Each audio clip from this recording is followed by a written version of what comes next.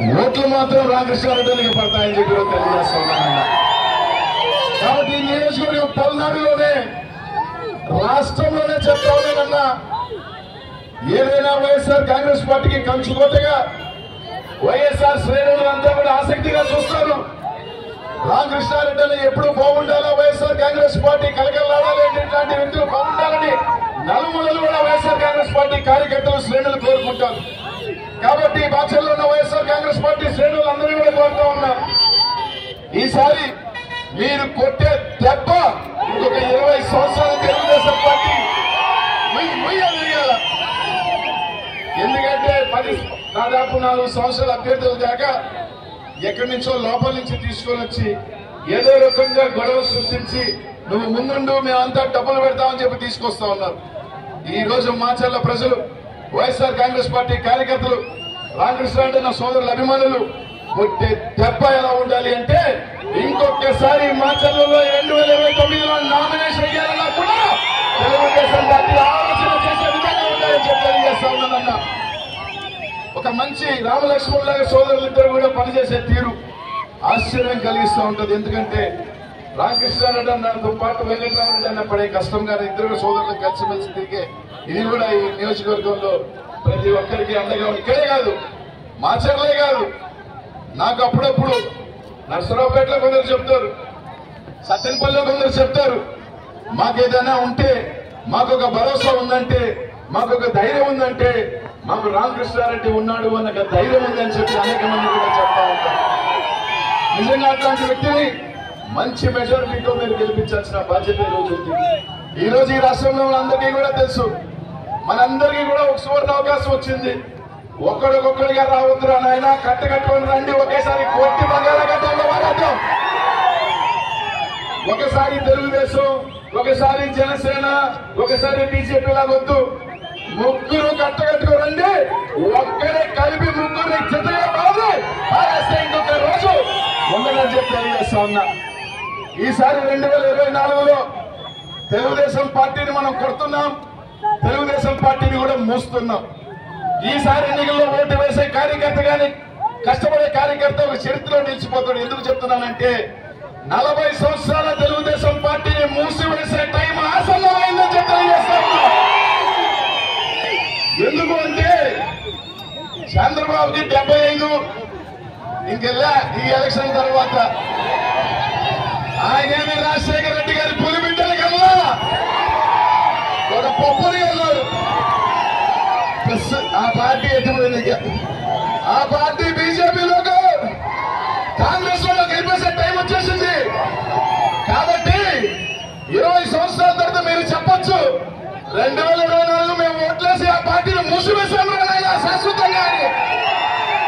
కాబట్టి 2024 చరిత్ర ఒకే ఒక్క పార్టీ లేకపోతా ఉంది, వైఎస్ఆర్ కాంగ్రెస్ పార్టీ సింగిల్ గా వచ్చే మాత్రమే తెలియజేస్తా ఉన్నానన్నా. కాబట్టి ఎన్ని కుయుట్లు ఎత్తినా ఏం చేసినా అయిపోయింది భాయా పార్టీ. మనుషులు రావట్లా, ఏమీ రావట్లా. ఏందిరా ఏడుపంటే 3 సంవత్సరాల నుంచి ఒకటే రోగం ఉంది. ఏంటంటే జగన్మోహన్ రెడ్డి బయటికి రావట్లా, తాడేపల్లిలో ఉన్నాడు వస్తే తట్టుకోలేనన్న సంగతి జగన్మోహన్ రెడ్డి గారి బస్సు యాత్ర ఎక్కిన తర్వాత ఒక ప్రపంచం వద్దురా చూడొద్దు అన్నాడు. లేదు మాకు చూపి అన్నాడు. చూపించాడు, బాగా అయిపోయింది టీడీపీ భాయ. అప్పుడు దాకన్నా అక్కడక్కడ వీళ్ళు ఆ పార్టీ వాళ్ళు మేమొత్తాం అన్నాడు. ఆడ బస్సు ఎక్కాడు, మన వాళ్ళు ఇంటికి పోయినారు, అయిపోయింది. కాబట్టి అందరికీ చెప్తా ఉన్నారన్నా, మే 13 గుర్తుపెట్టుకోండి, ఇది ఒక చరిత్ర రోజు. 2019 రిపీట్ అయిపోతా ఉంది. 2024 గొయ్యి అనిపించే రోజు దగ్గరలో ఉంది. కాబట్టి అందరినీ కూడా అడుగుతా ఉన్నా, ఈ నియోజకవర్గంలో 7 నియోజకవర్గాలలో మీ అందరినీ ఇంకోటి అడుగుతా ఉన్నా,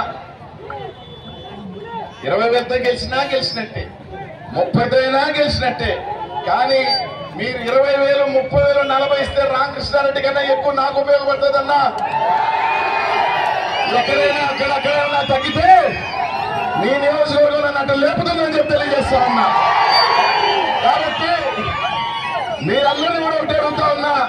రామకృష్ణ గెలుస్తాడు 20,000 తాపుతారనుకో మాకు నాకు ఎక్కువ ఏంటి నాకు 30,000-40,000 ఇస్తే నేను ఎక్కడైనా బొక్క పడితే పడదనుకోండి 7 నియోజకవర్గం ఎలాగో గెలుస్తా ఉన్నా అయినా మాత్రం మీ అందరికీ కూడా చెప్తా ఉన్నా ఇక్కడ మాత్రం మనకు అత్యాశ ఉండాలా చాలు ఇంతని వద్దు ఇంకా కావాలని మాత్రం తెలియజేస్తా ఉన్నామన్నా ఒక మంచి గారికి ఈ రోజు నామినేషన్ చూస్తా ఉంటే ఎండైనా కూడా ఈ రోజు ఇంతమంది ఇక్కడ ఉన్నారు ప్రతి ఒక్కరికి కూడా పేరు పేరున కూడా ఈ రోజు మీ అందరూ కూడా సాయం చేయమని జగన్ అన్న నన్ను నెల్లూరు నుంచి ఇక్కడికి పంపించాడన్న 4-5 సార్లు మాచర్లకు వచ్చా దాదాపు 5-6 సార్లు వచ్చా 5 సంవత్సరాలతో ఎప్పుడు కూడా ఈ ప్రాంతం నన్ను బాగా అభిమానంగా ఈ ప్రాంతం వాళ్ళు నన్ను చూసుకునే వాళ్ళు ఎప్పుడు వచ్చినా కూడా కానీ ఇక్కడికి ఎంపీగా వస్తానని కళ్ళబడదు కూడా అది భగవంతుడు రాసిన స్క్రిప్ట్ ఈ ప్రాంత ప్రజలు ఎక్కడికి పోయినా ఒక ధైర్యాన్ని ఇస్తారు కనీసం రోజుకు ఒక్కరైనా నా దగ్గరికి వచ్చి చెప్తారు అధైర్యపడద్దు మంచి మెజారిటీతో గెలిపోతా ఉన్నామన్నా నువ్వు ఏం పదపడద్దు అని చెప్తున్నప్పుడు వచ్చే ధైర్యం అంతా ఇంత కాదని చెప్పి అందరికీ కూడా తెలియజేస్తా ఉన్నానన్నా కొంతమంది చెప్పారు అనిల్ కుమార్ యాదవ్ ఎక్కడి నుంచో వచ్చాడు అక్కడక్కడ అన్నారు వాళ్ళందరికీ చెప్తా ఉన్నానని ఈ గడ్డ మీద నుంచి చెప్తా ఉన్నా బాగా అయిందన్నా అయ్యా మీ గల్లా జయదేవ్ గుంటూరులో పోటీ చేస్తే మాత్రం బయట నుంచి రాలా మంగళగిరి నుంచి మంగళగిరి పలకలేక మందలగిరి పప్పు ఎక్కడి నుంచి వచ్చాడు చిత్తూరు నుంచి వచ్చాడు ఈ రోజు ఒకటి అడుగుతున్నా వాళ్ళందరూ రావచ్చు కానీ అనిల్ కుమార్ యాదవ్ రాకూడదంటే ఎట్టన్నా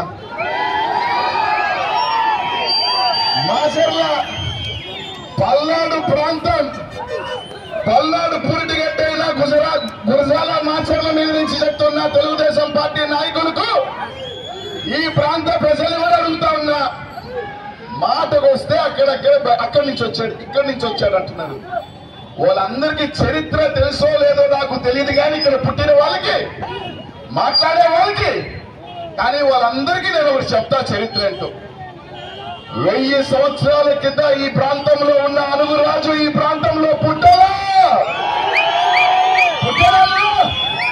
ఇక్కడ పుట్టాలా అనుగు రాజు ఎక్కడో పుట్టాడు మీ ప్రాంత ప్రజలు ఆశీర్వదించి రాజుని చేసినారు ఈ ప్రాంతంలో పిలిచి నేదురుమల్లి జనార్దన్ రెడ్డిని మా ఎంపీ చేస్తారు మేకపాటి రాజమోహన్ రెడ్డిని ఎంపీ చేసినారు మీ ఆశస్సులు దీవెనలు ఇచ్చి మీరు ఆశీర్వదిస్తే తప్పకుండా మీ బిడ్డగా స్వతంత్రం వచ్చిన తర్వాత ఒక బీసీ బిడ్డగా తప్పకుండా ఎంపీగా జెండా ఎగరవేస్తా మీ గౌరవాన్ని పెంచుతానని చెప్పి తెలియజేస్తా ఉన్నానన్నా కాబట్టి ప్రతి ఒక్కరిని కూడా కోరుతా ఉన్నా సాయం చేయండి రామకృష్ణ పాటు నాకు ఒక ఓటు వేయండి 2 ఓట్లు ఫ్యాన్ గుర్తు మీద కూర్చోండన్నా మే 13 వచ్చి మెజార్టీ రావాలన్నా ఒక చరిత్ర రేపు ఈ రాష్ట్రంలో గుర్తుండిపోతా ఉందని మాత్రం పెట్టుకోండి మనం కొట్టే కొట్టుడు తెలుగుదేశం పార్టీ శాశ్వతంగా క్లోజ్ కాబట్టి అందరినీ కూడా మనస్ఫూర్తిగా కోరుకుంటూ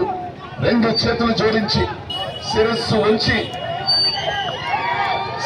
ఉంచి పేరు పేరున కూడా ప్రతి ఒక్క అన్నని రాని అక్క చెల్లెలని అన్న తమ్ముల్ని ప్రాంతంలో ఉన్న అందరినీ కూడా కోరుతా ఉన్నాం పొరపాటు జరగకూడదు వైఎస్ఆర్ కుటుంబం అనేది ఒకటి ఇలా ఉంటే బలంగా పిడికిలుగా ఉంటామని చెప్పి తెలియజేసుకుంటూ రామకృష్ణారెడ్డికి ఒక సోదరుడిగా అన్నదండలుగా ఉండి నా వంతుగా ఈ ప్రాంతానికి కూడా అభివృద్ధిలో కృషి చేస్తానని చెప్పి తప్పకుండా మీ అందరికీ కూడా తెలియజేస్తా ఉన్నానన్నా ఒకటి మాత్రం చెప్తా ఉన్నాను 7 మంది శాసనసభ్యులు కాదప్ప ఇప్పుడు పల్నాడులో ఉన్నది 7 మందితో పాటు అనిల్ కుమార్ యాదవ్ కూడా ఉన్నాడు తెలుగుదేశం పార్టీకి వాళ్ళతో పాటు దేనికైనా సైన్యదానికి అనిల్ కుమార్ యాదవ్ తో కూడా మిత్రులతో పాటు కలిసి ఉన్నారని మాత్రం తెలియజేసుకుంటూ ప్రతి ఒక్కరికి కూడా ధన్యవాదాలు తెలియజేసుకుంటా ఉన్నానన్నా 2 ఓట్లు గుర్తు మీద సాయం చేయాలని తెలియజేసుకుంటూ సెలవు తీసుకుంటున్నా అన్న జై జగన్